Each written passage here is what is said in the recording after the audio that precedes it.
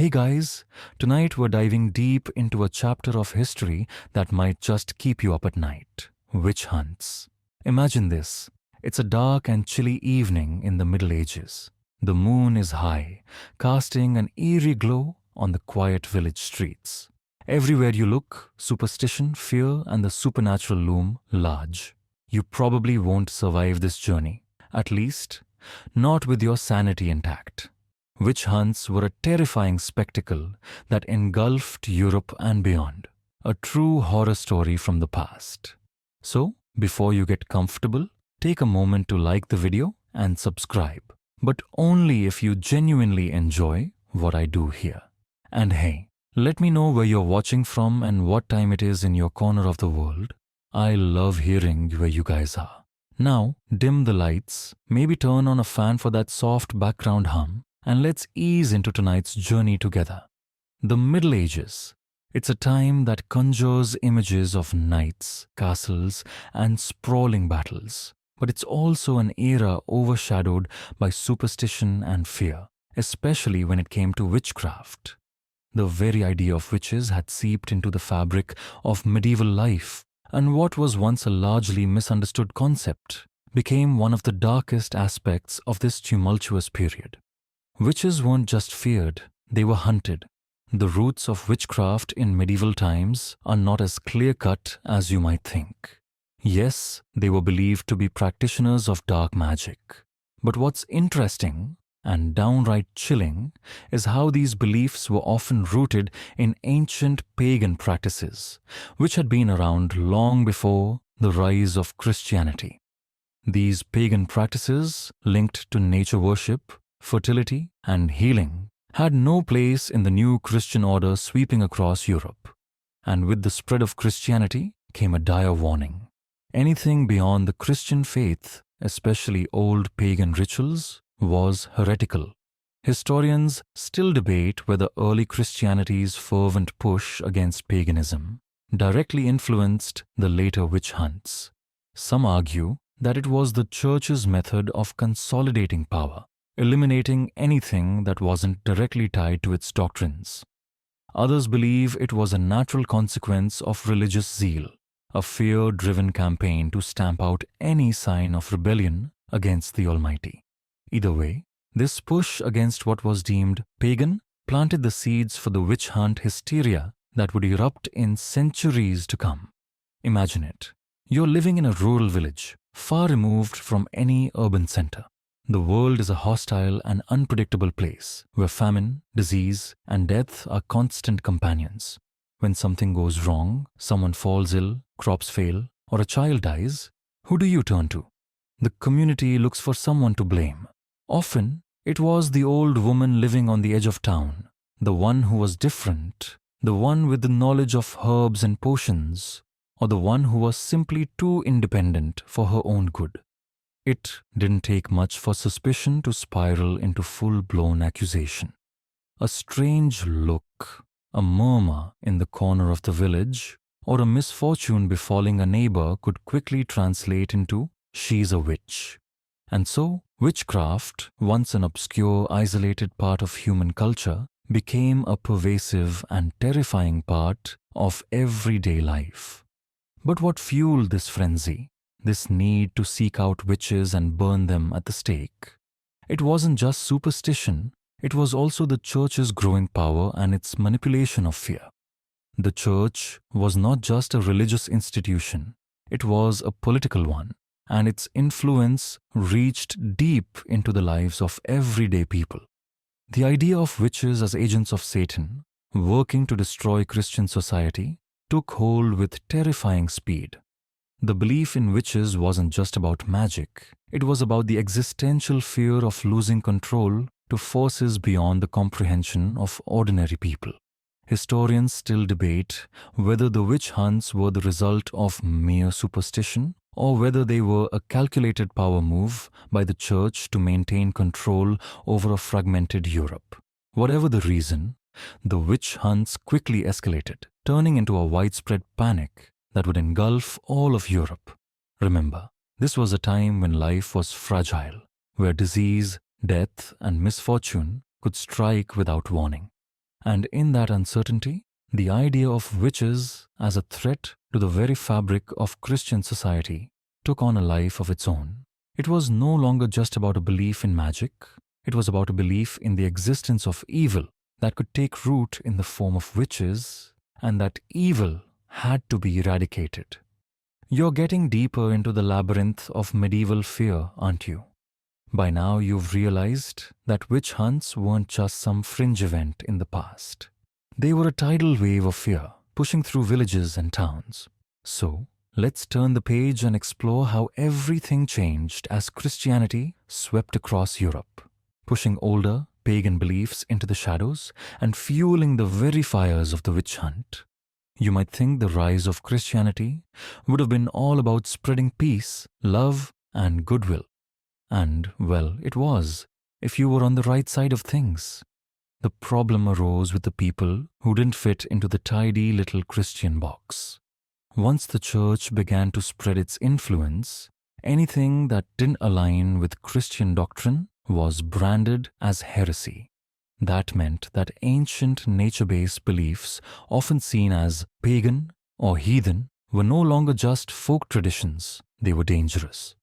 These so-called pagan rituals were suddenly cast as witchcraft, rituals that could summon evil and subvert the power of God. Historians still argue whether Christianity's rise to dominance directly caused the witch hunts or if it was simply a coincidental catalyst. But it's clear that the church's increasing influence over secular matters created a climate ripe for fear and suspicion. Once paganism was labeled as heretical, anything even remotely associated with it was targeted. And as you can imagine, anything could mean almost anything. Picture this. It's the 12th century and the Christianization of Europe is well underway.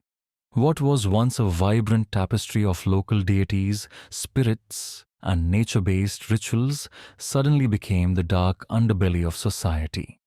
People who had once celebrated the harvest with offerings to the earth were now seen as agents of Satan. Festivals meant to honor the changing seasons became suspect, and the older generations who had passed down these traditions became prime targets for accusations. As paganism became increasingly demonized, the church began systematically labeling anyone associated with these older traditions as witches. These witches, the narrative went, were believed to be in league with Satan and were responsible for everything from crop failures to sudden outbreaks of disease. And in the medieval world, it didn't take much to be accused of witchcraft. A bit of bad luck, a strange illness, or an unfamiliar remedy could easily have you labeled as a witch. The strange thing is, it wasn't just rural folk who found themselves accused. Townspeople, religious figures, and even nobles weren't immune to the witch hunt fervor. What set the accused apart was their perceived connection to powers outside the church's control. The more the church gained power, the more fearful it became of anyone who might challenge its authority. In this new Christian order, the very notion of witchcraft began to take shape. Witches weren't just practitioners of folk magic anymore, they were believed to possess sinister powers. The concept of witches as agents of Satan working to corrupt Christian society took hold. This new, more organized idea of witchcraft was, for lack of a better word, terrifying. People weren't just worried about old superstitions anymore. They were convinced that witches were part of an actual organized conspiracy to overthrow the church and Christian rule. Historians often point to this moment, the formalization of the church's stance on witchcraft, as the real spark for the witch hunts that would sweep across Europe. With the church's increasing power came the institutionalization of fear. Witches weren't just some distant, imaginary threat. They were real, and the church was more than willing to take action. And take action it did. In the coming centuries, the hunting and persecution of witches would become a central pillar of religious and political power in Europe. And remember, at the heart of this witch hunt madness, There was no real understanding of what witchcraft even was. The belief was simply that those accused were guilty of something far worse than just practicing magic. They were viewed as enemies of God. And if the church's increasing dominance could prove anything, it was that the stakes couldn't have been higher. What was at stake was nothing less than the very soul of Europe, and anyone who didn't toe the line was at risk. By now, you've seen how Christianity played its part in shaping the medieval landscape, and it's pretty clear. Witch hunts weren't just some sporadic outbursts, they were systematic. So let's take a look at the role of the church, which was no longer just a place of worship, but a political powerhouse. Its influence became the main engine driving the witch hunts as both religious and political authorities began to fuse, and in doing so, they transformed accusations of witchcraft into tools of control. You can almost feel the weight of it now. The church had grown far beyond its spiritual role. It was the ultimate authority in most of Europe. Its power wasn't just about preaching from the pulpit. It was about controlling people's lives, deciding what was righteous and what was sinful. And when it came to witchcraft, the church saw it as nothing less than a full-on threat to its reign. The church's strategy was clear. Anyone suspected of witchcraft was a threat to both the spiritual and the physical world, and they had to be eradicated to preserve the sanctity of Christian life. Historians still debate whether the church's involvement in witch hunts was solely about maintaining religious order or whether it had more to do with consolidating political power. Some argue that as the church's influence grew, so did its desire to control the land, the people, and their beliefs. The church saw witches as a threat, not only to the faith, but also to its monopoly over religious knowledge and authority. Others think the witch hunts were more about fighting against the perceived chaos of a world rapidly changing, filled with heresy and unpredictability. Enter the Inquisition, a monumental institution that became the spearhead of the witch hunts. The Inquisition wasn't a simple case of witch trials. It was a formalized, institutionally backed process. When someone was accused of being a witch, it wasn't just the village priest who made the call. It was the inquisitor, someone empowered by the church to investigate and judge these crimes. The trials that resulted were not mere community gatherings, but formalized procedures with legal backing. And as you might expect, the more formalized the process, the more terrifying the consequences. The church didn't just casually suggest that witchcraft was a sin, it actively sought to root it out. Witchcraft was presented as an affront to the Almighty, a direct violation of the most sacred of commandments, and that led to some of the most shocking and disturbing legal practices ever devised. One of the darkest chapters of this organized hunt was the publication of the Malleus Maleficarum, or the Hammer of Witches. Written by Heinrich Kraumer and Jacob Sprenger in 1486, this book became the go-to guide for hunting, prosecuting, and eliminating witches.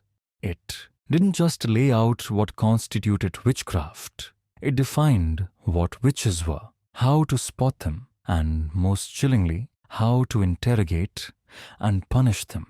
And it didn't hold back on any of the gory details. The Malleus Maleficarum was more than a theological document. It was a practical tool, one that justified all sorts of horrific practices.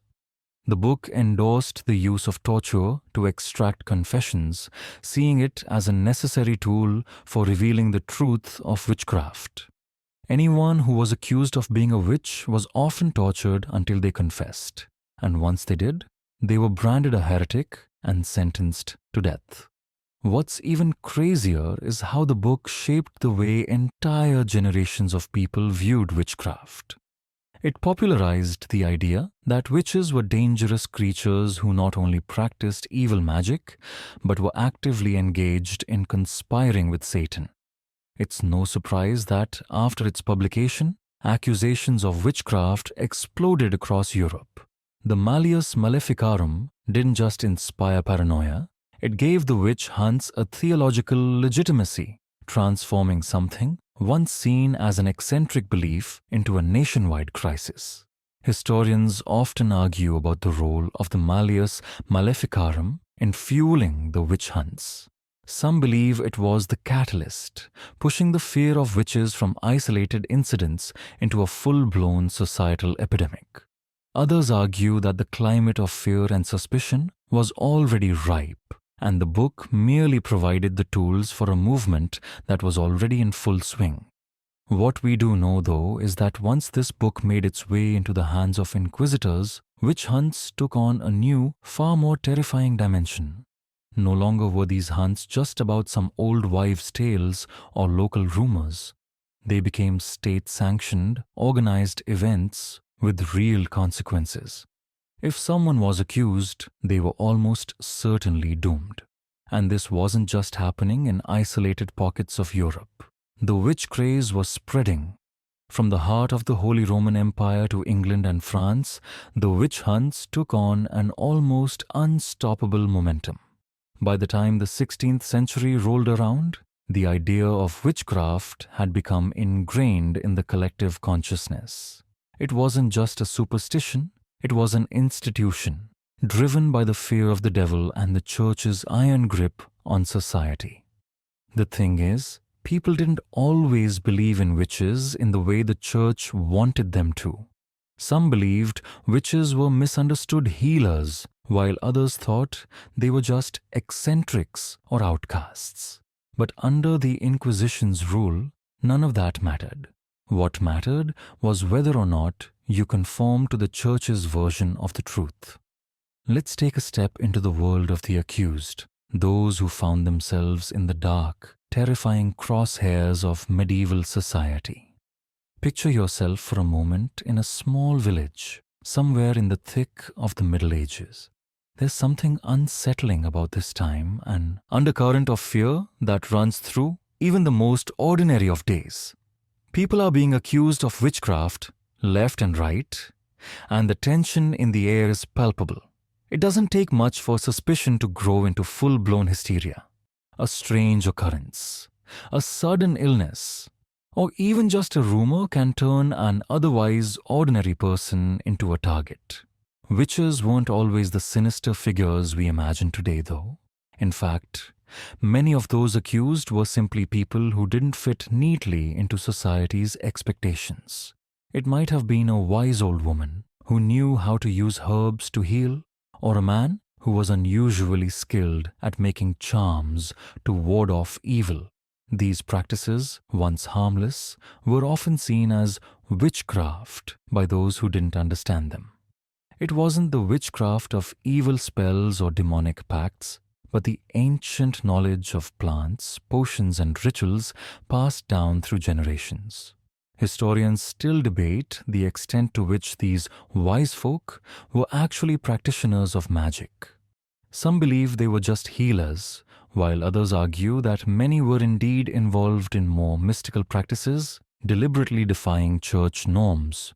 Regardless, their very existence was a threat to the status quo.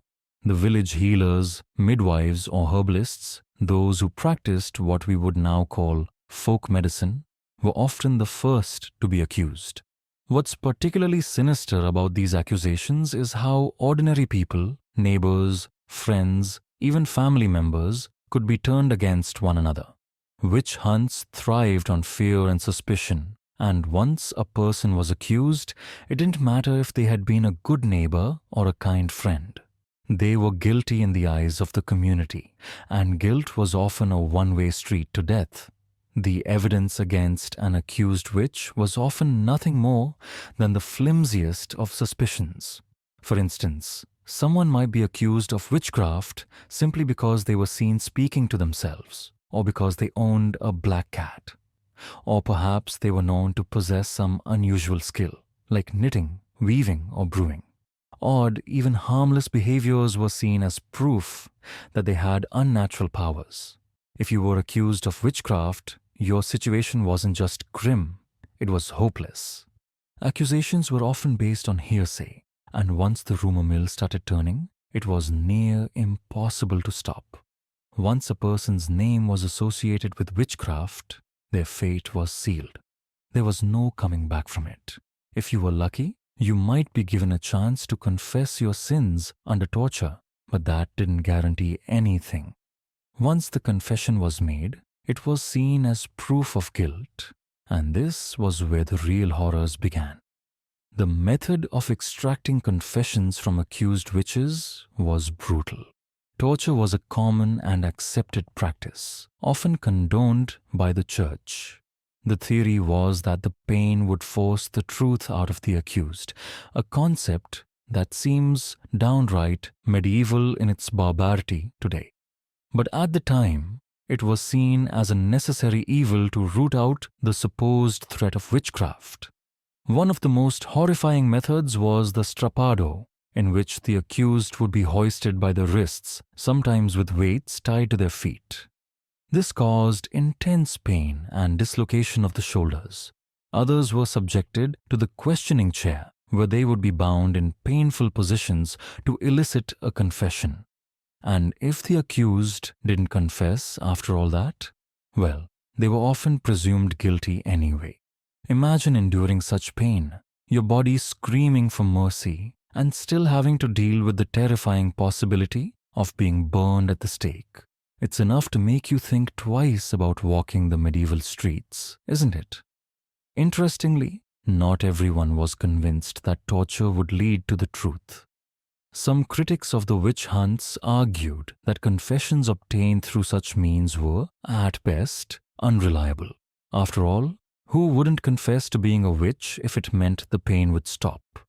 But despite these concerns, torture continued to be used for centuries, contributing to the vast number of false confessions and executions. What made this even more insidious was the fact that the very people who conducted the trials, inquisitors, priests, and even judges, were often themselves true believers in the witchcraft hysteria. They saw their role as defenders of God's will, convinced that anyone accused of witchcraft was truly guilty of consorting with the devil. For them, the torture wasn't a means of extracting a confession. It was a sacred duty to rid the world of evil. But even if the torture didn't break the accused, their fate was sealed. In a society so deeply entrenched in religious dogma, the very act of being accused of witchcraft was enough to condemn you. Once you were labeled a witch, there was little chance of survival. Whether it was hanging, burning at the stake, or being drowned in a so-called witch test, the consequences were horrific. And the worst part? There was no appeal, no second chance. The community had decided, and that was final. Historians still argue about the psychological impact of these trials on the people involved. Was it the pressure of conformity that made entire communities turn on their own? Or was it simply the sheer power of the religious narrative that convinced people that witchcraft had to be purged at all costs? One thing is certain though, once the cycle of accusations began, it was nearly impossible to stop. Now that you're starting to see the full scope of the witch hunts, we're going to shift gears a little. Up until now, these events have been tightly connected to local superstitions and the unchecked power of religious authorities. But there's something that takes this fear to a whole new level: the full-scale spread of witch hunts across Europe. It wasn't just happening in isolated villages anymore. This was a continent-wide panic, fueled by the church, political leaders, and societal fear of the unknown. As the witch hunts gained momentum, they took on a life of their own.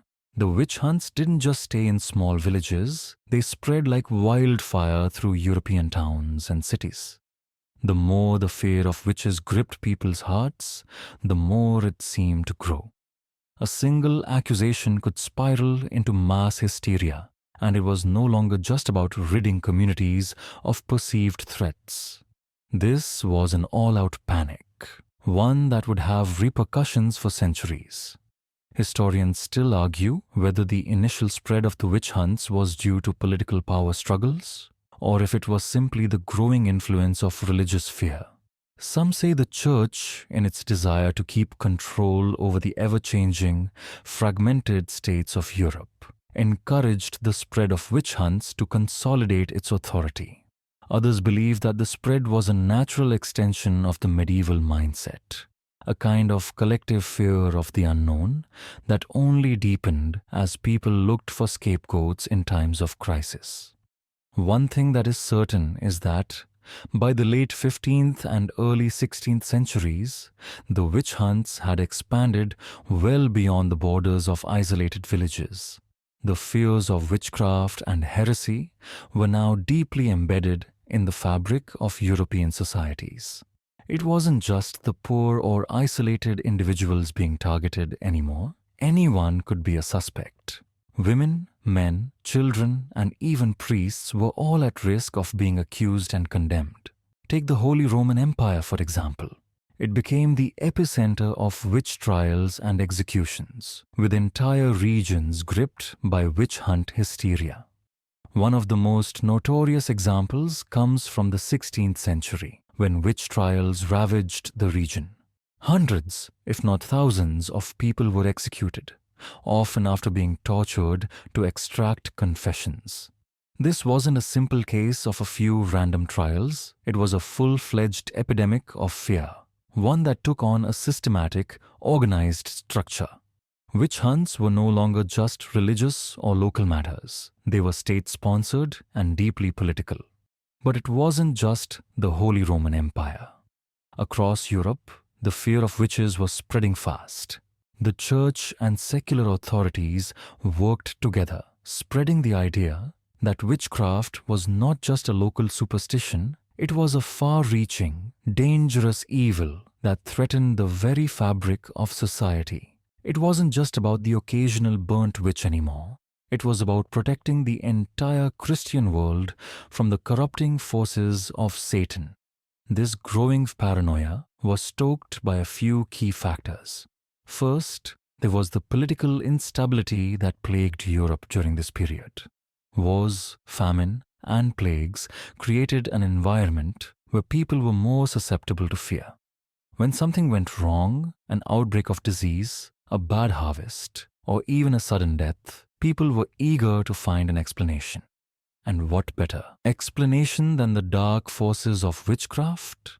Secondly, the church, having already consolidated much of its power, found witch hunts to be an effective way to exert control over society. The idea of witches as agents of Satan, dangerous and subversive, was useful for rallying people to the church's cause. Witch hunts became a tool to maintain order and suppress any dissent. And since the church was the institution with the most power, it wasn't long before secular authorities began to adopt the same mindset. The fear of witches wasn't just about who was practicing magic. It was about a world that felt increasingly unstable and uncontrollable, in a time when disease and misfortune were common and unexplained. Witch hunts provided a way to direct that fear toward a tangible enemy. In a sense, witches became the perfect scapegoats for everything wrong in the world. But what made this particular panic so dangerous was how easily it could escalate. It wasn't just the church that took part in these witch hunts, it was the people themselves. Accusations were often made by neighbors, friends, and even family members. And once an accusation was made, it was nearly impossible to take back. The witch hunts were fueled by a cycle of suspicion, accusation, and fear that only gained momentum as the panic spread. Perhaps the most tragic part of this entire epidemic was the sheer scale of the devastation it caused. The execution of so many innocent people, often with no real evidence or legal protection, left a deep scar on European society. People didn't just fear witches, they feared anyone who might be seen as an outsider, someone who didn't conform to the accepted social norms. In a time where survival was often a day-to-day struggle, it didn't take much to be labeled a witch. And once that label was placed on you, There was no escaping it. Historians often wonder what might have happened if the witch hunts had been allowed to run their course without any intervention. Would they have continued to spread across Europe? Or would the growing influence of more rational scientific thought eventually have put an end to the madness? It's a question that still lingers today as we look back on this dark chapter of history. As we continue to dig deeper into the dark legacy of the witch hunts, it's time to focus on perhaps the most chilling and brutal aspect of the entire phenomenon: the use of torture to extract confessions. Imagine for a moment that you're in a cold, stone-walled chamber, your hands bound tightly, the sharp scent of fear and sweat in the air. A question is asked: "Are you a witch?" The response is of little consequence, because whatever you say, whatever you do, there's one certainty: the pain is coming. It sounds like something straight out of a horror story, but this was medieval reality. When someone was accused of witchcraft, the presumption of guilt was nearly absolute. And if you were unlucky enough to be caught in the witch hunt machine, the methods used to prove your guilt would be truly horrifying. Torture, both physical and psychological, was the primary tool used to extract confessions. It was the almost standardized part of the trial process in many parts of Europe, especially in the early days of the witch hunts. Historians still argue about the sheer scale of torture during the witch hunts. Was it as widespread as the legends suggest? Or were only certain regions and courts particularly brutal?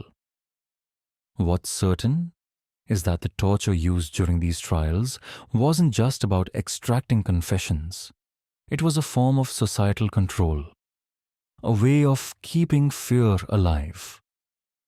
Torture was officially endorsed and legitimized by the church. In fact, it was often conducted under the supervision of ecclesiastical authorities, with the belief that extracting confession from heretics or witches was necessary to save their souls. The types of torture employed were often designed to break the spirit as much as the body. One of the most infamous methods was the strappado, a form of suspension torture where the victim's hands were tied behind their back and they were hoisted off the ground by a rope tied to their wrists. This would dislocate their shoulders and cause excruciating pain. The logic behind this was simple. The more pain a person endured, the more likely they were to confess to witchcraft. Other forms of torture included the use of thumbscrews, the breaking wheel, and the witch's chair, which was specifically designed to keep the accused in agonizing positions. In some cases, the accused might even be burned or branded with hot irons to mark their guilt. And let's not forget about water torture, a horrifying test where the victim was either submerged in water or forced to drink an enormous amount.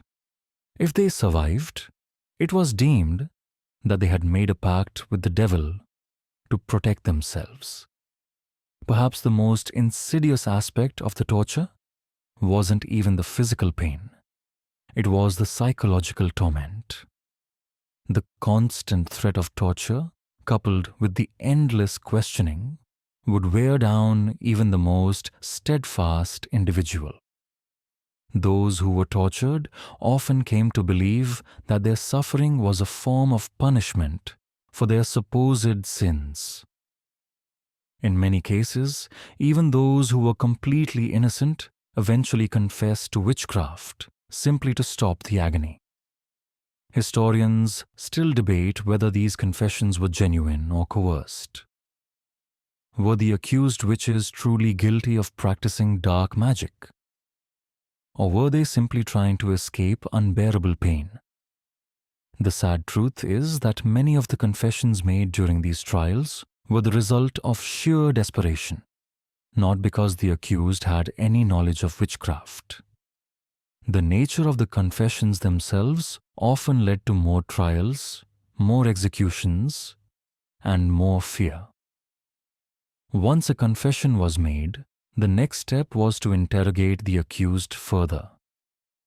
Witches were often believed to have special knowledge of the devil and were thought to be able to cause harm to others through supernatural means.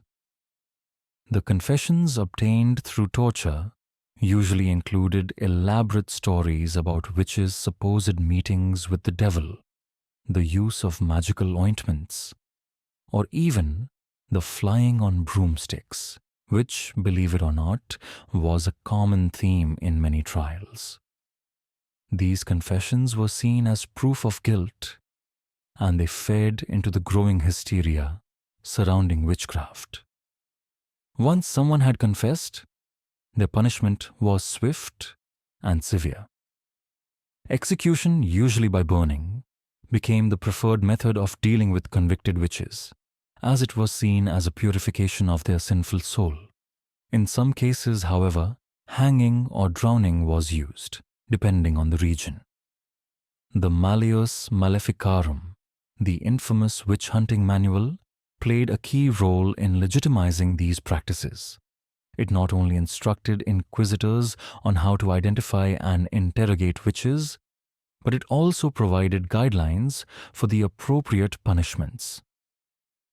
The book essentially paved the way for a systematic approach to witch trials, and once it was published, the framework for conducting such trials became standardized across much of Europe.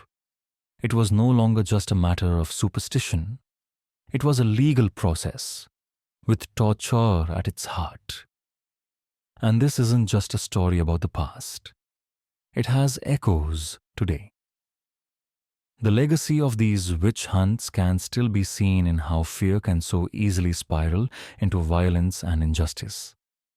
The lessons from the past are hauntingly relevant, showing us the dangers of allowing fear and superstition to take control of society. As we look back at this horrific chapter of history, it's impossible not to wonder how something so cruel and unjust could have been accepted, let alone legitimized by both religious and secular authorities. But then again, this was a time when the line between religion and politics was thin, and fear of the unknown was the driving force behind many of society's darkest actions. We've already ventured through the brutal maze of accusations and torture, but now it's time to talk about perhaps the most tragic part of the witch hunts, the gender dynamics at play. While both men and women were accused of witchcraft, it's undeniable that women bore the brunt of the persecution. And here's the kicker. The very qualities that made women vulnerable were often the very things that made them essential to medieval society. Qualities like intuition, healing knowledge, and the role of caretaker. Imagine being a woman in medieval Europe. Your life was often one of deep labor, managing the household, taking care of the sick, and raising children. You weren't exactly in the spotlight unless something went terribly wrong. In fact, it was often the women who were most engaged with the community, midwives, healers, herbalists, who became the prime targets of suspicion. These women, armed with knowledge passed down from generations of women before them, were seen as too powerful, too knowledgeable about the world in ways that the church and political authorities couldn't control. And that, in a world where power was typically held by men, was dangerous. So why were women so frequently accused of witchcraft? Historians still argue about the role gender played in these trials. Some argue that women, due to their role in domestic and reproductive life, were seen as closer to nature, and therefore, by association, closer to the supernatural. Others suggest that it was the religious and social structures of the time that saw women as inherently weak, or susceptible to temptation, particularly to the devil.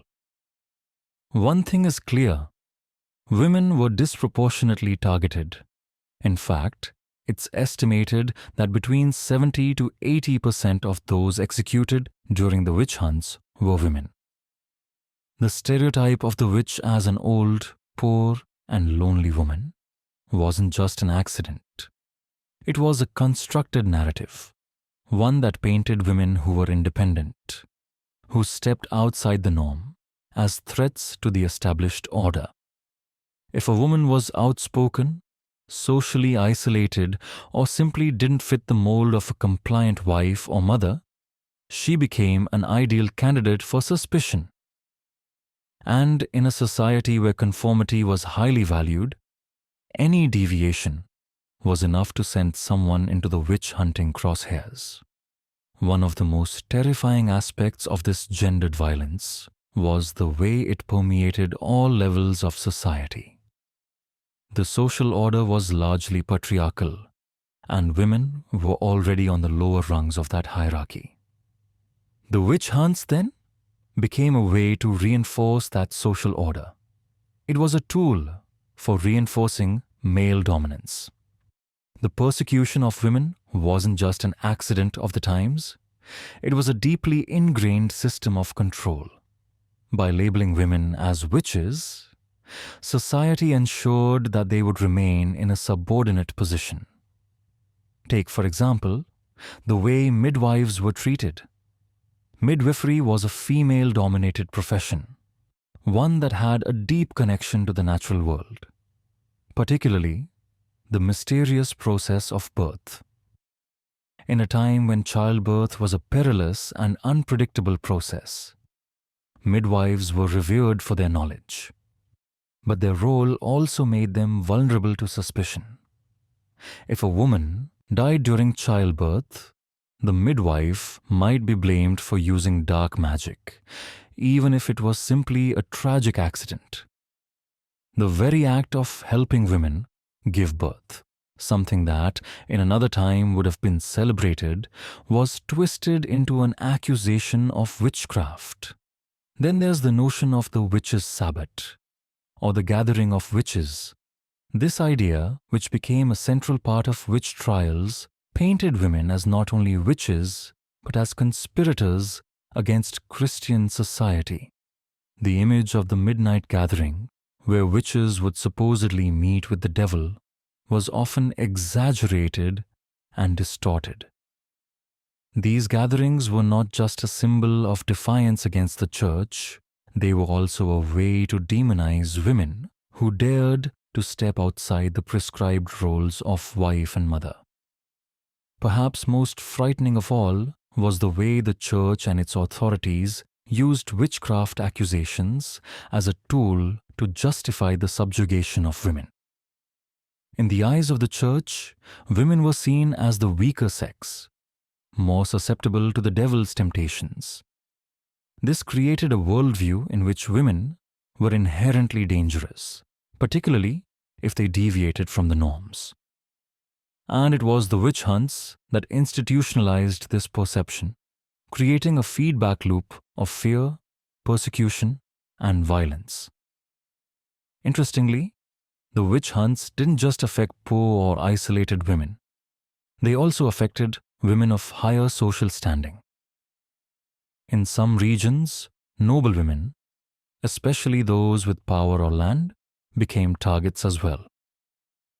These women were often accused of witchcraft, not just for their association with magical practices, but for their very status. Power, after all, was a threat to the established order, especially if it wasn't controlled by men. The witch hunts, in a way, were a tool of social control, used to remind women of their place in a deeply patriarchal society. Historians are still left to wonder just how many of these women were victims of social pressures and existing gender biases rather than genuine witches. In many cases, they were simply outcasts, women who didn't conform, who weren't married, or who simply had a reputation for being different. And in a time when conformity was key to survival, that difference could mean death.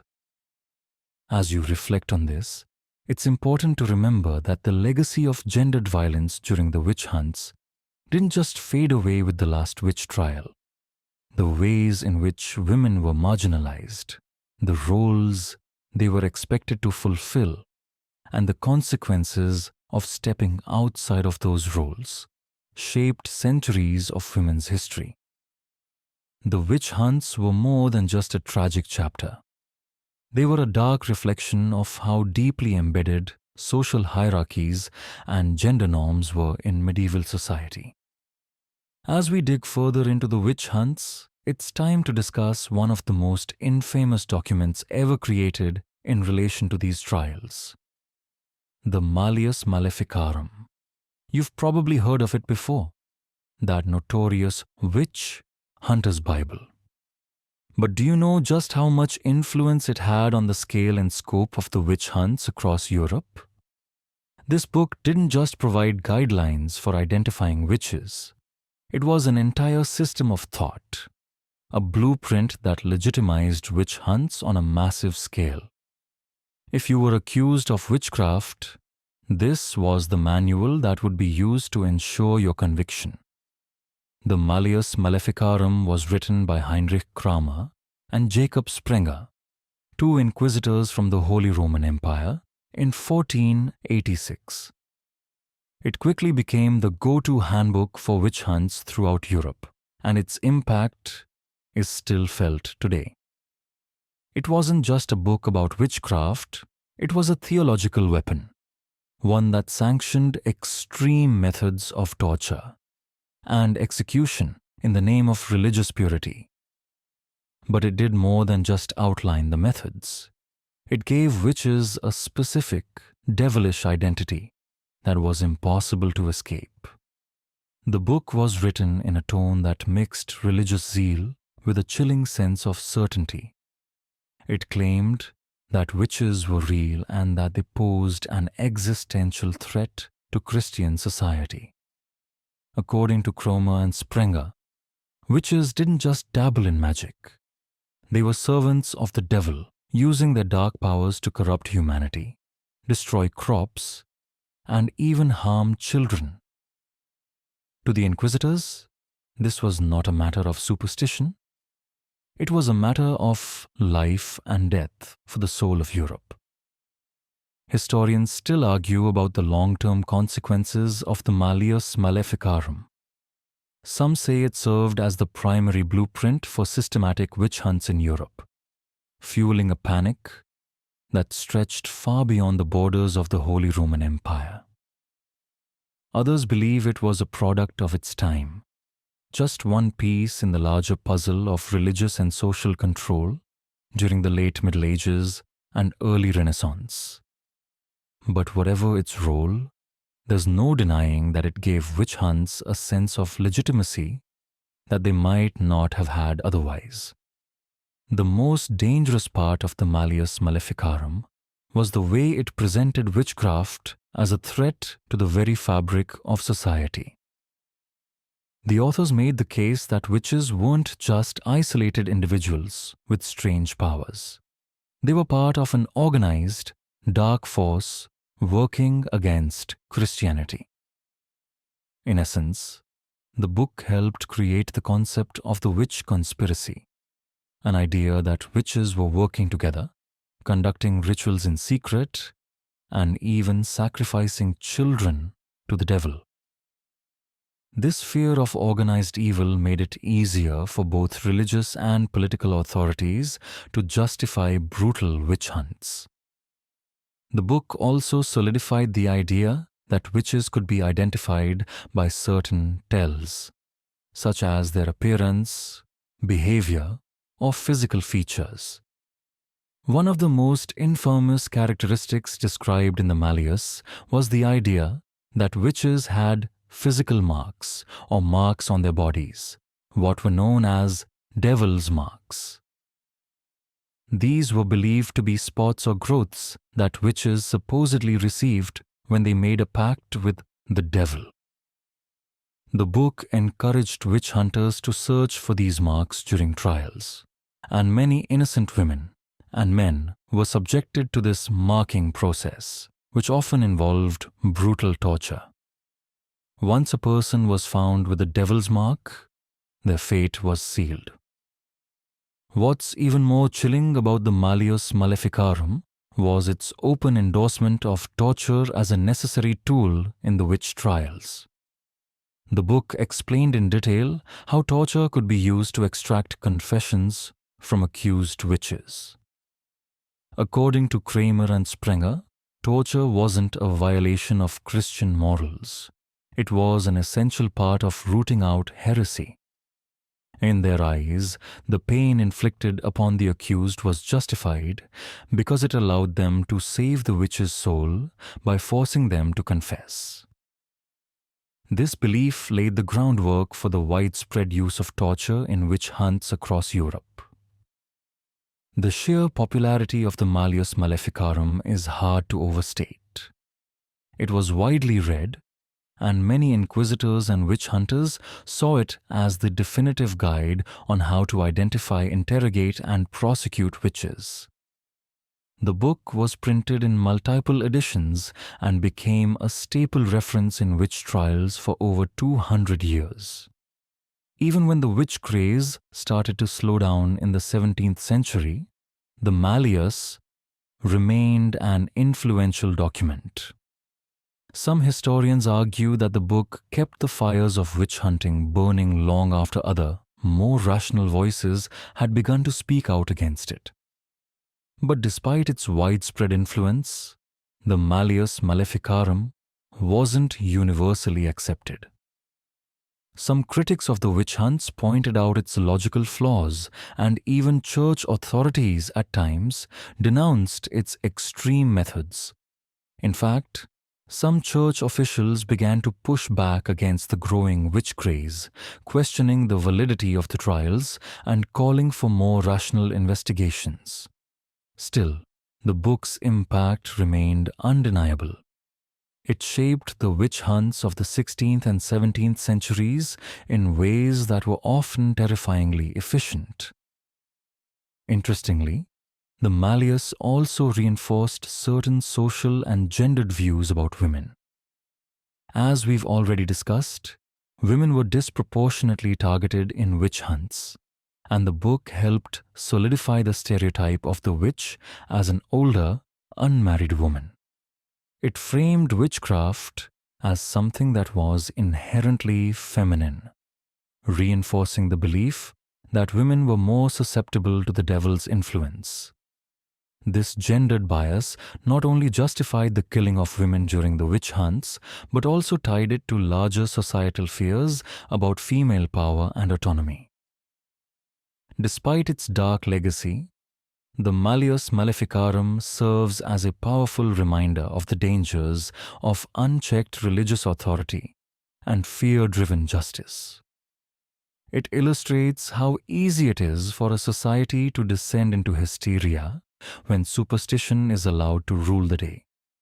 And it shows just how dangerous it can be when one group, whether religious, political, or otherwise, has the power to define truth. The consequences of that unchecked authority were disastrous, not only for the many innocent lives lost, but also for the culture of fear and suspicion that it helped create. Now that we've explored the terrifying influence of the Malleus Maleficarum, it's time to talk about one of the most iconic and well-documented witch hunts in European history, the Pendle Witch Trials. This case, which took place in 1612 in England, serves as a stark reminder of how deeply embedded witchcraft fears were, even in more modern times. And despite being hundreds of years old, the Pendle Witch Trials have become one of the most infamous witch hunts in history, echoing the paranoia and fear that defined so many trials throughout Europe. The Pendle Witch Trials are often remembered for their sheer absurdity, and yet the fear they stirred in the community was very real. Imagine yourself in this setting. England, early 1600s. You're living in a small rural community, far removed from the bustling cities, and rumors of witches begin to swirl around the local village. It's easy to see how such rumors could spread like wildfire, especially when an authority figure like the local magistrate begins to entertain them. That's exactly what happened in Pendle, where fear of witches reached a boiling point. In 1612, 12 people, 10 women, and 2 men were accused of witchcraft, and their trials would become notorious for their sheer spectacle and the way they seemed to feed off the collective paranoia of the time. The accused were said to have been involved in everything from causing storms to cursing people to death. The trials took place under the watchful eye of the powerful figures of the time, including the renowned witch hunter Thomas Potts, whose role in this trial cemented his legacy in history. The trials were deeply influenced by the church and the prevailing hysteria of the period, where fear of witches had spread well beyond rural England into cities like London. What makes the Pendle witch trials particularly chilling is that many of the accused were members of the same community. This wasn't some faraway witch hunt in a distant land. It was a local tragedy, and the fear of witchcraft had turned neighbors against each other.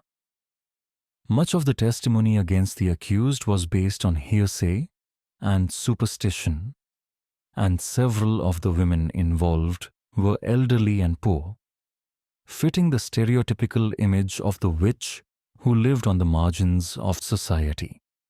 One particularly memorable figure in this trial was Alison Device, a 9-year-old girl who, after being questioned, became one of the star witnesses against her own family. Her testimony was a key piece in the conviction of her mother and other relatives, making her an involuntary pawn in the drama that would unfold. It's chilling to think about how easily children were manipulated during these times, encouraged to speak the truth in front of authorities, even when they didn't fully understand the gravity of what they were doing. The evidence presented in the Pendle witch trials was, to say the least, flimsy at best. Witnesses claimed to have seen the accused engage in witchcraft, but much of the testimony was based on mere rumor and suspicion. There was even the claim that one of the accused had a familiar, a demon in the shape of an animal that served the witch and aided in the dark magic. The familiars were one of the most absurd aspects of witchcraft accusations during this time, and yet they were taken very seriously by those involved in the trials. These supposed familiars were often described as animals like cats, dogs, or toads, and having one was considered concrete proof of witchcraft. The trials culminated in the execution of 10 of the accused witches, who were hanged, while one man, James Device, died in prison while awaiting trial. What's particularly haunting about this case is how many of the accused were older women, often marginalized and living on the outskirts of society. The age-old stereotype of the witch as a powerless old woman, vulnerable to accusations simply because of her age and status, was tragically played out here. What's more, many of the accused, like Elizabeth Southerns, were simply suspected because of their social isolation and unorthodox behaviors. But there's something else that makes the Pendle witch trials so significant: the role of social class in the accusations. The people targeted for witchcraft were often the poor, those who had no means to defend themselves against the accusations, or those who were seen as inconvenient members of the community. At a time when social hierarchies were rigid, being an outsider whether because of your age, status, or behavior, was enough to make you a prime target for suspicion. Historians continue to argue over the exact motivations behind the Pendle Witch Trials. Some see it as a product of the intense religious and social upheavals of the time. Others suggest that it was a way for authorities to assert control over a population already grappling with economic hardship and widespread uncertainty. With the rise of Puritanism and religious fervor, witch hunts like these were seen as essential for maintaining order in an increasingly unstable society. In this environment, accusations of witchcraft became both a tool of control and a way of asserting moral authority. Anyone who deviated from the norm, especially in rural areas, was an easy target. The Pendle Witch Trials are a reflection of the climate of fear that dominated so much of medieval and early modern Europe. These trials were a microcosm of the broader witch hunt hysteria, showing how quickly accusations could spiral out of control. Even though the Pendle Trials were far from the largest or most notorious witch hunts in history, they serve as a vivid example of how fear, superstition, and social control intersected to destroy lives. The tragedy of the Pendle Witch Trials is a powerful reminder of the dangers of unchecked fear. Once again, we see how deeply superstitions and religious zeal could shape societal norms and lead to mass persecution. And much like other witch hunts, this event left a legacy of trauma and fear that would take generations to overcome. Let's take a deep breath and step away from the terror of the trials themselves to look at the role of the devil in all this. We've already discussed how witchcraft was seen as a direct affront to Christianity. But the central role of the devil in shaping these beliefs is something that warrants its own exploration. After all, what is witchcraft without its dark master? The idea that witches were in league with the devil is one of the most enduring aspects of the witch hunts, and it's the key reason so many people were accused and convicted, even when the evidence was completely absurd. In medieval and early modern Europe, the devil was not just a symbol of evil. He was considered an active and powerful force that could corrupt the souls of men and women alike. But it wasn't just about sin. The devil, as a figure, became a scapegoat for all kinds of societal ills. This is where witchcraft came in. Witches, who were believed to have made pacts with Satan, were seen as an immediate and existential threat to society. Not only did they allegedly possess supernatural powers, but they were also thought to be directly working against Christian society. And of course, this notion of witches conspiring with the devil added an entirely new level of urgency to the witch hunts. The devil-worshipping witch archetype became central to how witchcraft was understood. The belief was that witches would engage in Sabbaths, secret gatherings where they would invoke the devil, exchange allegiance to him, and perform all sorts of dark rituals. These rituals, often described as orgies or grotesque ceremonies, were thought to be deeply corrupting, aimed at defiling the body and soul and cementing the pact between the witch and the devil. What makes these stories so interesting is how deeply they shaped public opinion. Even those who had no real understanding of what witches did became convinced that this was an actual threat, that witches were a real part of an ongoing war between good and evil.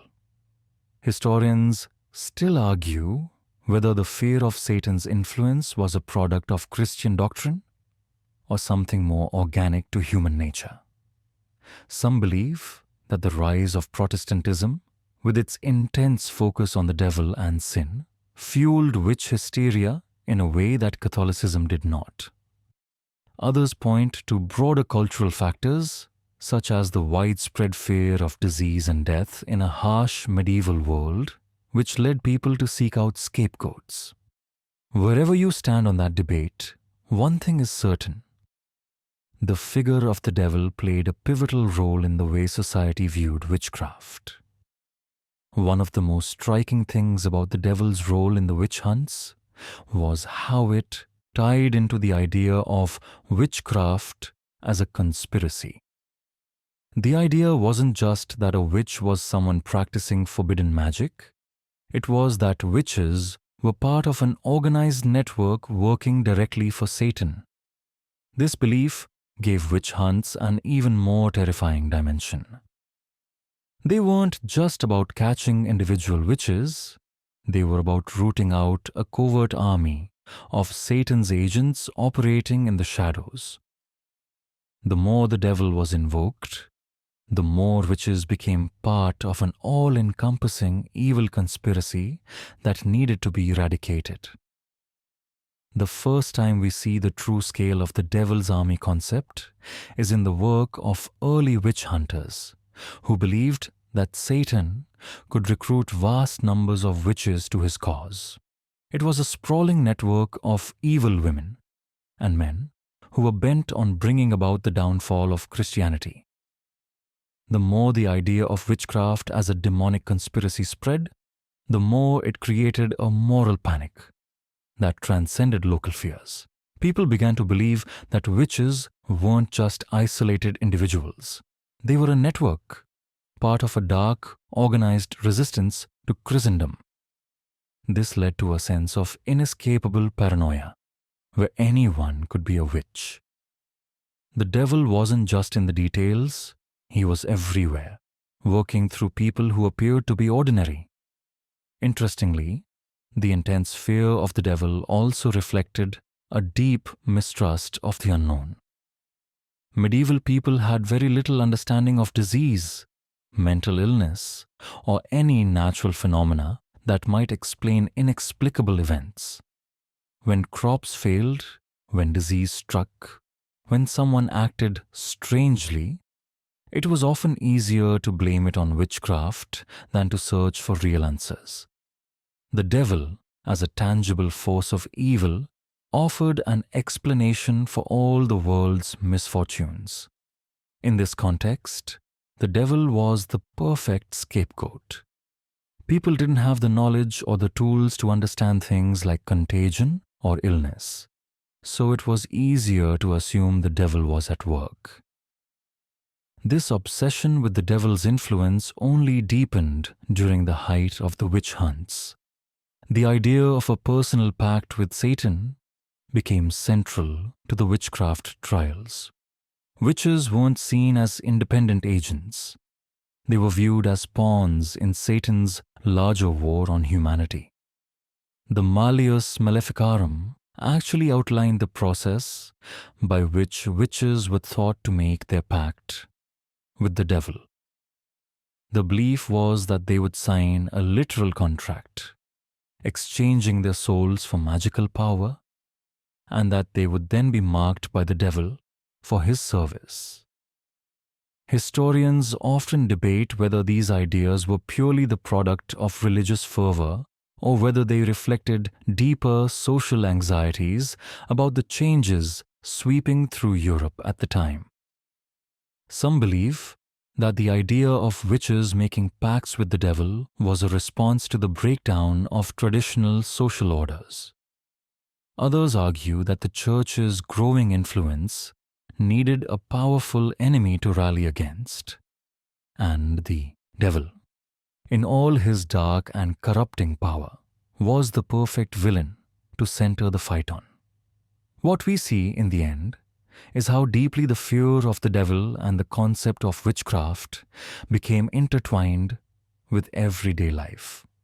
This fear was exploited and manipulated by authorities to control populations, creating a climate in which innocent people were accused, tortured, and executed.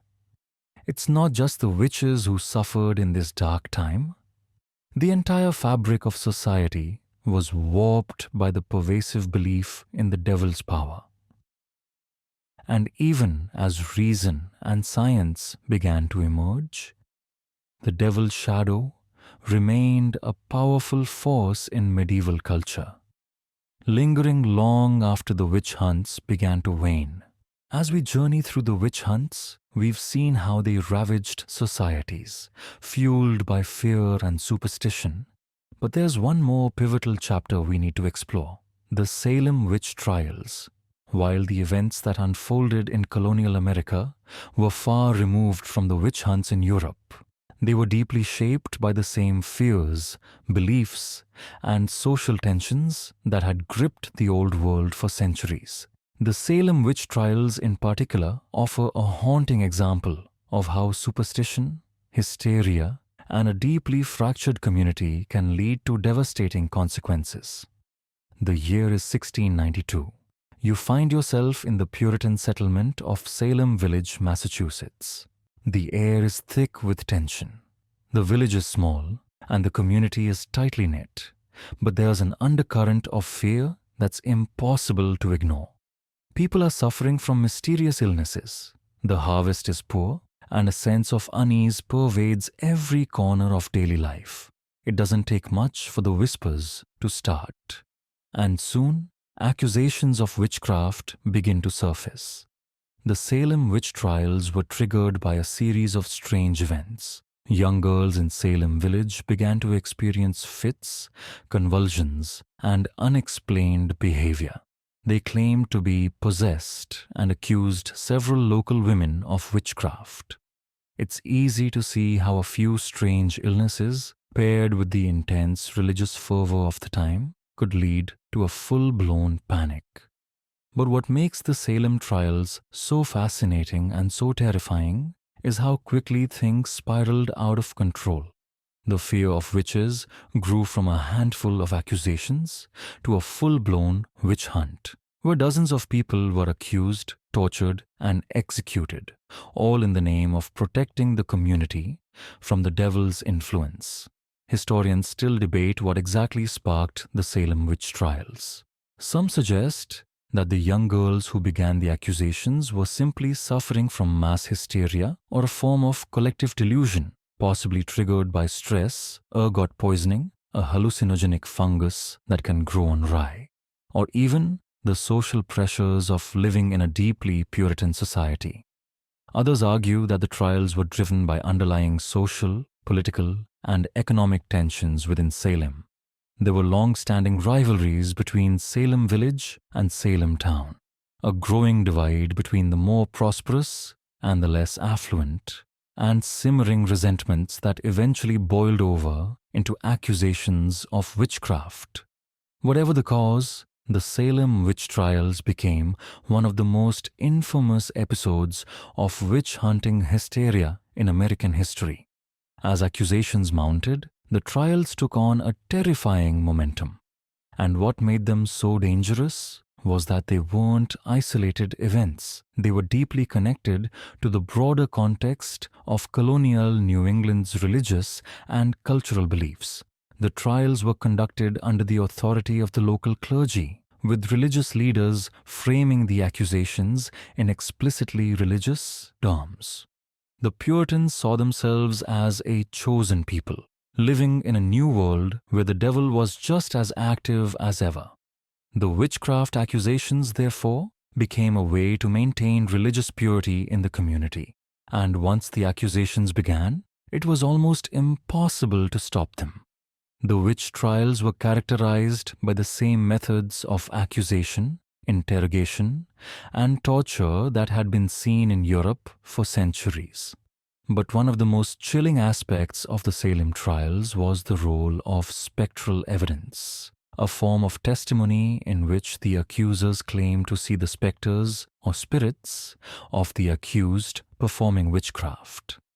This type of evidence was highly subjective and unprovable, yet it was accepted as legitimate in court. Essentially, people were being condemned based on invisible, unverifiable sightings of their spirits performing malicious acts. This led to a number of absurd confessions and accusations, where people were convicted not because of any concrete evidence, but because their specters were seen performing evil acts. As the trials gained momentum, it became a spectacle of hysteria, with entire families and communities being torn apart by accusations. The community was so invested in the idea of eradicating witchcraft that even the most basic elements of justice were abandoned. People were encouraged to name others in exchange for leniency. It became a witch hunt in the truest sense, a self-perpetuating, fear-driven system where those who accused others could avoid execution, but those who were accused had little hope of defending themselves. The trials reached their peak in the summer of 1692, and it wasn't until the autumn of that same year that the tide began to turn. The growing skepticism of the trial procedures, coupled with the intervention of influential figures, helped bring an end to the madness. One of the key turning points was the criticism of the trials by Cotton Mather, a prominent Puritan minister. Mather had initially supported the trials, but he later became concerned by the mounting evidence of injustice. By the fall of 1692, public opinion had begun to shift, and the trials were formally ended. In total, over 200 people were accused of witchcraft, 19 were executed, and several others died in prison. The trials had a lasting impact on Salem and the broader colonial world, creating a chilling legacy of fear, paranoia, and legal injustice. The Salem Witch Trials left a scar on American history, reminding us of the dangers of unchecked religious fervor, mass hysteria, and the willingness of communities to embrace fear over reason. What's particularly tragic about the Salem Witch Trials is how easily they were fueled by fear and suspicion. The very foundation of these trials, spectral evidence, was based on nothing more than the accusations of a few individuals who claimed to see things that no one else could. Yet, those accusations were enough to destroy lives.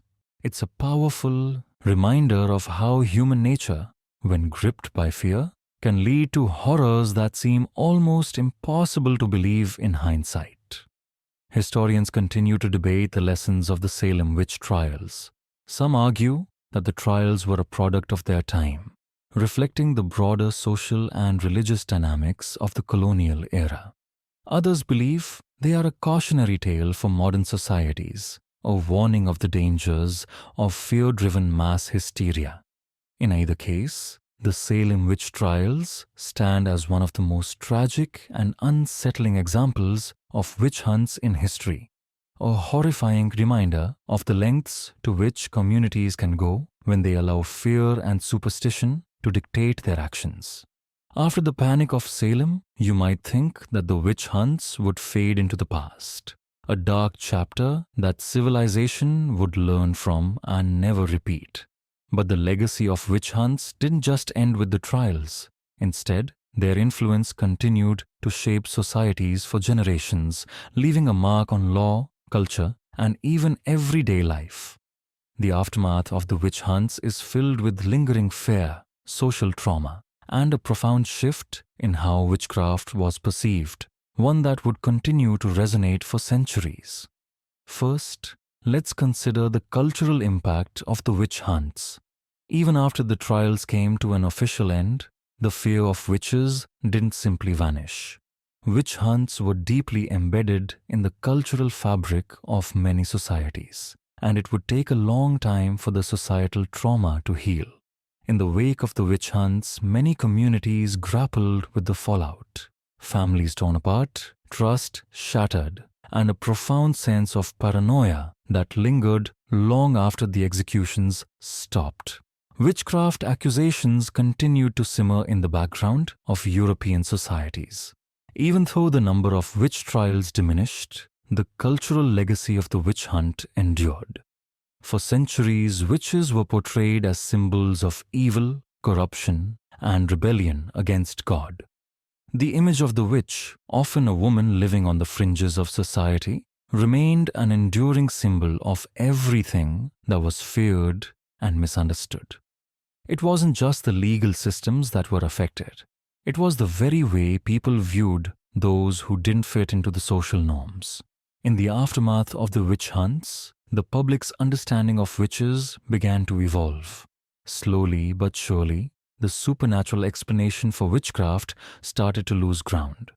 The Enlightenment, a period that emphasized reason, science, and skepticism, had a significant impact on the way people viewed witchcraft and witch hunts. Intellectuals and philosophers began to question the very idea of witches and demons, dismissing them as outdated and superstitious beliefs. One of the most profound effects of the Enlightenment on witch hunts was the shift toward rationalism and skepticism. Scientific discoveries and a growing understanding of human psychology, medicine, and the natural world began to challenge the notion of witches as agents of supernatural evil. The rise of critical thinking meant that society began to question the legitimacy of witchcraft accusations. The idea that people could possess supernatural powers became increasingly untenable in the face of new scientific knowledge. However, while the Enlightenment's advances in science and philosophy eventually diminished the fervor of witch hunts, it didn't entirely eliminate the belief in witches. Throughout the 18th and 19th centuries, witchcraft accusations continued to appear sporadically in some parts of Europe.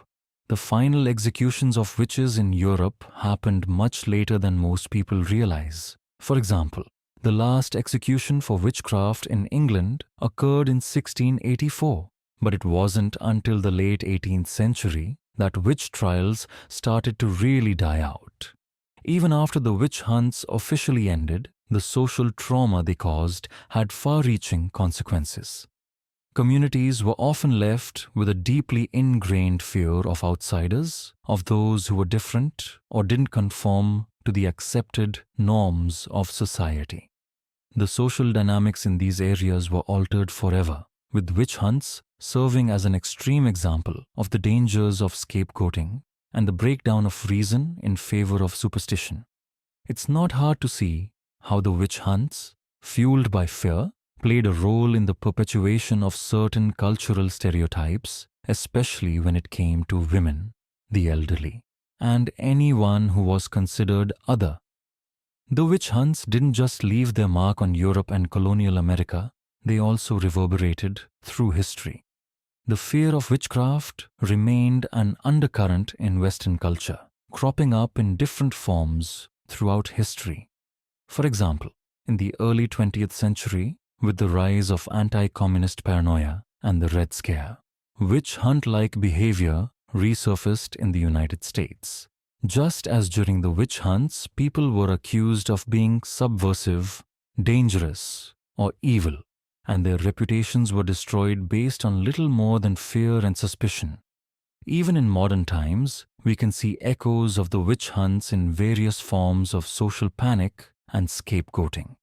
The McCarthy hearings in the 1950s, where suspected communists were publicly shamed and persecuted, bear an eerie resemblance to the witch hunts of the past. While the accusations were different, the underlying mechanisms of fear, suspicion, and social ostracism were the same. The witch hunts, in a very real way, set the precedent for how societies can fall into hysterical, dangerous cycles of persecution.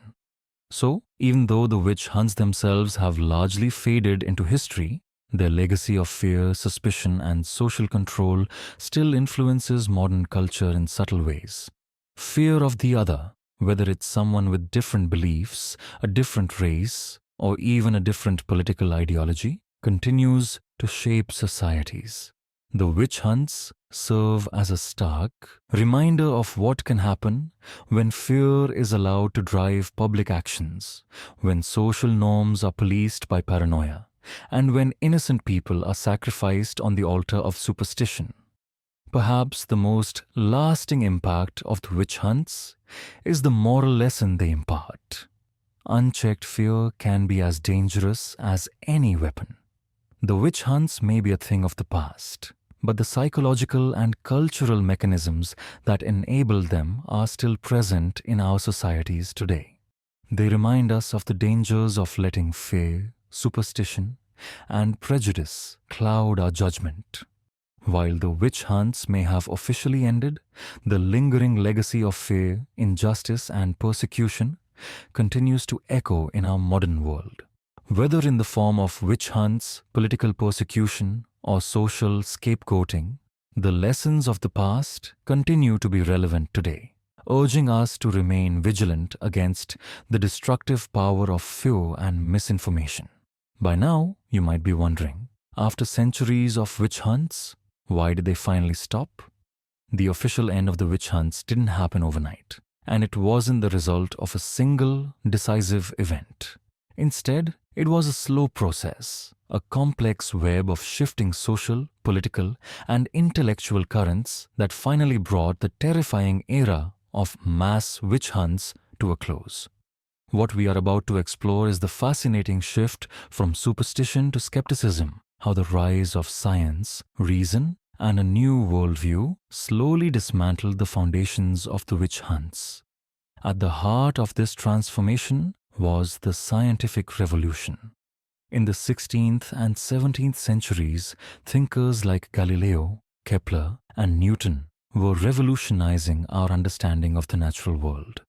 The idea that the world operated according to fixed laws rather than being governed by capricious supernatural forces began to take root.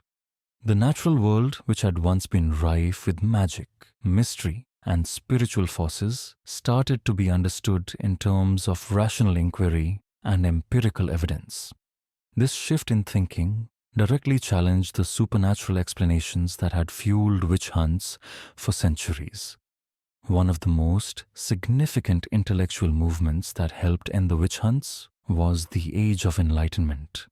In the 18th century, Enlightenment thinkers like Voltaire, Montesquieu, and Rousseau began to question the very foundations of religious and social authority. They criticized the Church's role in the witch hunts, arguing that superstition and dogma had led to the persecution of innocent people. The Enlightenment emphasized reason and individual rights, and these ideals began to clash with the authoritarian methods used during the witch hunts. The spread of Enlightenment ideas created a cultural shift away from the superstition and fear that had fueled witch hunts, replacing them with a more rational approach to understanding the world. Another key development in this process was the rise of modern legal systems. As European societies became more secularized, the legal frameworks that governed witch trials began to change. The concept of due process, which we now take for granted, began to gain traction, particularly in France and England. Legal scholars started to recognize that accusations of witchcraft were not grounded in evidence, and that the methods used to extract confessions, such as torture, were unjust. Over time, court systems became more skeptical of witchcraft accusations and less willing to sanction trials based on vague, supernatural charges. This change in legal thought wasn't instantaneous, but by the mid-18th century, the tide had begun to turn. The last witch trial in Europe occurred in 1782 in Bavaria, marking the final death throes of the witch hunts. Even in places where witch trials had been most rampant, such as Switzerland and Scandinavia, the use of witchcraft accusations as a tool of persecution had all but disappeared by the 19th century. But even as the witch hunts faded from Europe, there was still one place where belief in witches and witchcraft continued to thrive: the New World. In colonial America, the fear of witches continued to fuel accusations and trials well into the 17th century, culminating in the infamous Salem Witch Trials. It wasn't until the 19th century that the influence of rationalism and the modern legal system fully began to suppress witchcraft accusations in the Americas. The Salem Witch Trials themselves, as we've already seen, were a particularly tragic episode, but they also served as a turning point. The intense scrutiny of the trials, the eventual discrediting of their methods, and the public apology by key figures like Cotton Mather helped ensure that witch hunts would never regain their former power. By the 19th century, the witch hunts had largely died out across Europe and the Americas. But what's fascinating and somewhat disturbing is that the fear of witches didn't entirely disappear. Instead, it shifted into new forms of scapegoating and persecution, like the anti-Semitic witch hunts in Eastern Europe in the 19th century, or the McCarthy-era witch hunts in the United States during the 1950s. These newer forms of persecution were less about the supernatural and more about political, social, and ideological control. But they shared the same paranoid logic that had driven the witch hunts centuries before. Despite this, the end of the witch hunts marks an important turning point in history. It's a sign of progress, showing that societies could learn from their mistakes and evolve from fear-driven practices to systems grounded in reason and justice. This is why the end of the witch hunts is such a significant moment. It represents the triumph of rational thought over fear, science over superstition, and human rights over authoritarianism. Looking back, the end of the witch hunts didn't just end a period of violent persecution. It also ushered in a new way of thinking about justice and society. The end of witch hunts allowed the modern world to take shape, one where legal systems are based on evidence and individual rights, where the supernatural is no longer used as an excuse for persecution, and where the dangerous spiral of fear-driven accusations is, we hope, behind us. But we can't forget the lessons of the witch hunts. They remind us that even in the most enlightened societies, fear and prejudice can still lead us down dangerous paths. The witch hunts are a reminder that we must remain vigilant against the forces of irrationality and bigotry, that we must always fight for reason, fairness, and compassion in times of uncertainty. While the intellectual and social shifts that followed the witch hunts seem to indicate a clear path away from the persecution of witches, the influence of witch hunts continues to subtly linger in the world today. The legacy of witch hunts is complex, not just as a historical chapter, but as a deeply ingrained psychological and cultural force that continues to shape attitudes and behaviors in various parts of the world. Even as we believe we've moved past the darkness of the witch hunts, echoes of the same paranoia, fear, and scapegoating continue to emerge. The fear of witches has not entirely disappeared, particularly in areas where superstition and traditional beliefs remain strong. Even today, in parts of Africa, Asia, and South America, accusations of witchcraft continue to be used to explain the inexplicable, to blame the vulnerable, and to punish those seen as outsiders. In sub-Saharan Africa, for example, witch hunts are still a real and terrifying reality. People, often children, the elderly, and marginalized groups, are regularly accused of witchcraft and subjected to violence, banishment, or even death. In many of these places, belief in witchcraft is intertwined with a strong sense of cultural identity and spiritual practice, making it difficult to disentangle from the fabric of society. While some witch hunts have a more spiritual or ritualistic foundation, others are rooted in political or economic factors, as when witchcraft accusations are used as tools for social control or to eliminate perceived threats. These modern witch hunts are fueled by a combination of superstition, fear, and a lack of access to justice or education, creating environments where vulnerable populations are particularly at risk. What's particularly haunting about modern witch hunts is the way they often prey on the weakest members of society, just as they did in medieval times. Much like the women, the elderly, and the marginalized who were targeted during the European witch hunts, today's witches are often those who are isolated, poor, or socially stigmatized. In some regions, women who speak out or resist traditional gender roles are particularly vulnerable to accusations. As in the past, witch hunts today are not just about magic, they're about power, control, and social exclusion. Beyond these active witch hunts, there are more subtle forms of the witch hunt mentality that continue to influence modern society. Take, for instance, the way scapegoating is used in political or social movements. From anti-immigrant rhetoric to racial profiling, modern society has developed its own ways of othering certain groups and assigning blame for larger societal issues. Just as the medieval witch hunts were used to eliminate the other, we can see in our own time how easily people can be accused, targeted, and persecuted for their differences. In many ways, the legacy of witch hunts is visible in the continued demonization of certain groups, ideas, and beliefs. Whether it's religious extremism, political dissent, or cultural conflict, the fear of the other, the belief that there are dark, malicious forces working against society, remains a powerful tool for political and social control. Witch hunts may no longer be conducted with fire and rope, but their underlying mechanics, suspicion, accusation, and elimination, are still very much at play in how we treat those who are perceived as outsiders. The paranoia that defined the witch hunts also manifests itself in more modern conspiracy theories. Much like the witch hunts, these theories rely on the idea that there are hidden forces at work, whether it's secret societies, government cover-ups, or even supernatural beings that need to be exposed and eliminated.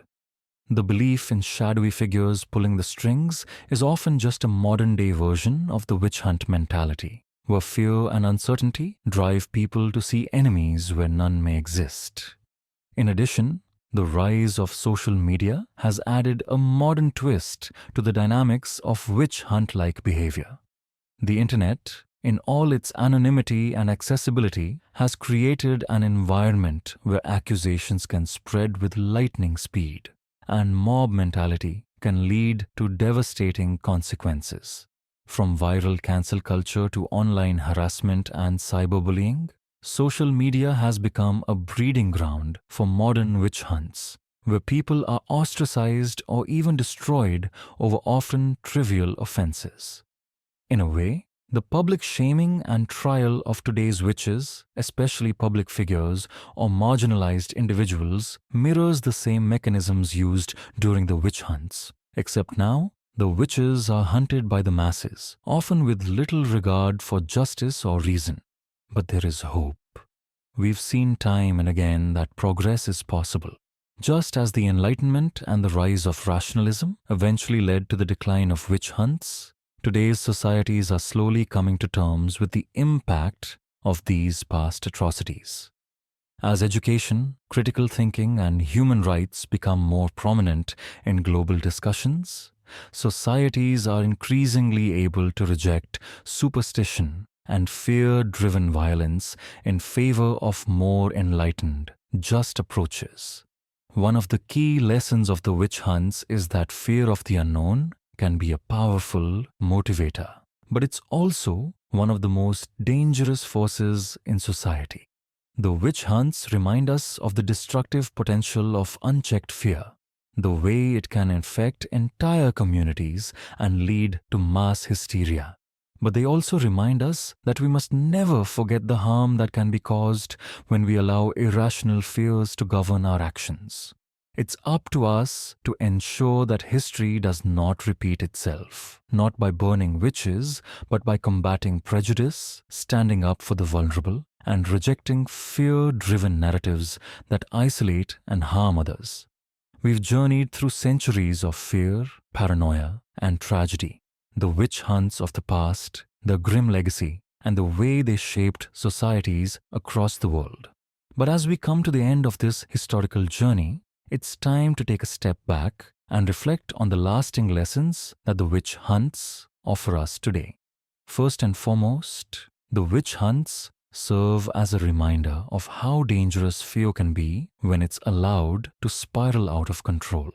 Throughout history, communities have fallen victim to irrational paranoia, believing in the existence of invisible, malevolent forces that are always lurking just beneath the surface. In many ways, this fear of the unknown is the root cause of many societal tragedies, from the witch hunts to the persecution of minority groups to the scapegoating of the other in times of crisis. When fear is allowed to replace reason, it creates an environment where persecution thrives and innocent lives are destroyed. But perhaps the most important lesson we can take from the witch hunts is the importance of critical thinking and rationalism. The witch hunts, especially during their peak in the Middle Ages and early modern period, were built on a foundation of superstition and blind belief. Belief in things that could not be tested, proven, or understood. Today we live in an age where science, reason, and evidence-based thinking are fundamental to our understanding of the world. We must never forget how easily society can fall into the same traps of irrationality if we allow fear to take over, and why it's so crucial to always question the narratives that are presented to us. The witch hunts also demonstrate the importance of human rights, justice, and individual freedom. During the witch hunts, entire communities were torn apart by accusations that were based on nothing more than fear or hearsay. People's lives were ruined, families were destroyed, and communities were left to pick up the pieces. In today's world, we must ensure that justice is not only based on evidence, but also that it respects the dignity and rights of the accused. We must remain vigilant against any system that seeks to punish individuals without due process, whether it's through witch hunts, political persecution, or social scapegoating. Furthermore, the witch hunts are a stark reminder of how gender can be weaponized in times of fear and uncertainty. Women, particularly those who did not conform to societal norms, were the primary targets of witch hunts. Today, the legacy of the witch hunts still echoes in the way that women, especially those who challenge traditional gender roles, are often marginalized, criminalized, or demonized. We must continue to fight against the gendered violence that stems from deep-seated biases and societal expectations. Women should not be the other, nor should they be blamed for the problems of society. Perhaps the most unsettling aspect of the witch hunts is the realization that they weren't just a product of the past. They were a reflection of the way societies are wired to deal with fear. While we might not be burning witches at the stake anymore, the mechanisms of the witch hunts, the mob mentality, the scapegoating of vulnerable groups, and the search for a common enemy continue to influence us today. When we look at modern-day conspiracy theories, hate movements, and the way we treat people who are different from us, we can see the same dynamics at play. We're still grappling with the very human tendency to fear what we don't understand, to demonize the unfamiliar, and to cast out the other when things go wrong. Yet, despite the horrors of the witch hunts, there is also a sense of hope in their aftermath. Over time, reason, rationality, and the values of human dignity have emerged as powerful forces for change. Legal systems have evolved to safeguard the rights of the accused, and societies have gradually come to reject the kind of fear-driven persecution that once destroyed so many lives. These changes didn't happen overnight, and they were the result of centuries of struggle, but they offer a powerful lesson in the capacity for change and progress. As we end this journey through history, we must acknowledge that the legacy of the witch hunts still affects us today.